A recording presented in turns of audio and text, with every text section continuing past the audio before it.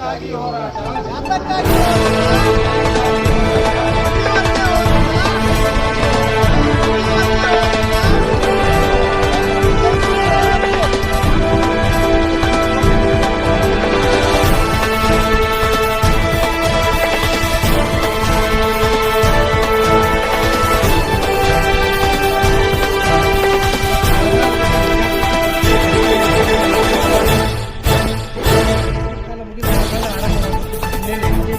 ನಗರ ಹಾಗೂ ಗ್ರಾಮೀಣ ಭಾಗದಲ್ಲಿ ಪ್ರತಿ ವರ್ಷವೂ ರಸ್ತೆ ನೀರು ನಿಲ್ಲುವ ಒಳಚರಂಡಿ ನೀರು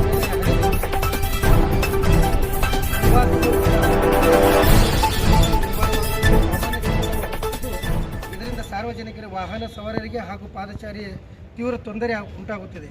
ಹಲವಾರು ಕಡೆಯಿಂದ ಒಳಚರಂಡಿ ವ್ಯವಸ್ಥೆ ಸಮರ್ಪಕವಾಗಿ ಮಳೆ ನೀರು ಸರಿಯಾಗಿ ಹರಿದು ರಸ್ತೆ ಮೇಲೆ ನಿಂತು ಸಂಚಾರಿ ಅಡಚಣೆ ಉಂಟಾಗುತ್ತಿದ್ದರಿಂದ ಕೆಲವೊಂದು ಪ್ರದೇಶಗಳಲ್ಲಿ ಡ್ರೈನೇಜ್ ಪೈಪುಗಳು ಹಾಗೂ ಒಳಚರಂಡಿ ಹಾನಿ ಒಳಗಾಗಿರುವುದರಿಂದ ಮಳೆಗಾಲದಲ್ಲಿ ಪರಿಸ್ಥಿತಿ ಮತ್ತಷ್ಟು ಗಂಭೀರವಾಗುತ್ತಿದೆ. ಇದರಿಂದ ಸಾಂಕ್ರಾಮಿಕ ರೋಗಗಳು ಹರಡುವ ಸಾಧ್ಯತೆಯೂ ಹೆಚ್ಚಾಗಿದೆ.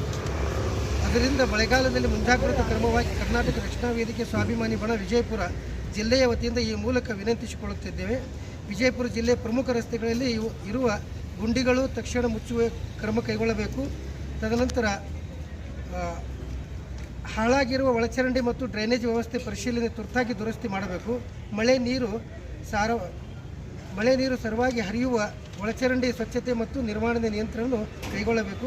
ಸಾರ್ವಜನಿಕರಿಗೆ ದುರ್ವಾಸನೆ, ನೀರು ನಿಲ್ಲುವ ಹಾಗೂ ಸಂಚಾರಿ ತೊಂದರೆ ಆಗದಂತೆ ಜಿಲ್ಲಾಧಿಕಾರಿಗಳು ಅಗತ್ಯ ಸೂಚನೆ ನೀಡಬೇಕು. ಮಳೆಗಾಲದಲ್ಲಿ ಜನರಿಗೆ ಯಾವುದೇ ರೀತಿಯ ತೊಂದರೆ ಉಂಟಾಗದಂತೆ ಮುಂಜಾಗ್ರತಾ ಅಗತ್ಯ ಕ್ರಮಗಳನ್ನು ಕೈಗೊಳ್ಳಬೇಕು.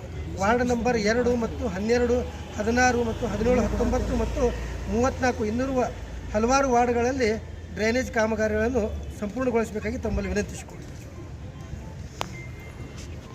ಸಾರ್ವಜನಿಕರ ಹಿತದೃಷ್ಟಿಯಿಂದ ಈ ಸಮಸ್ಯೆಯನ್ನು ಗಂಭೀರವಾಗಿ ಪರಿಗಣಿಸಿ ತಕ್ಷಣವೇ ಕ್ರಮ ಕೈಗೊಳ್ಳಬೇಕೆಂದು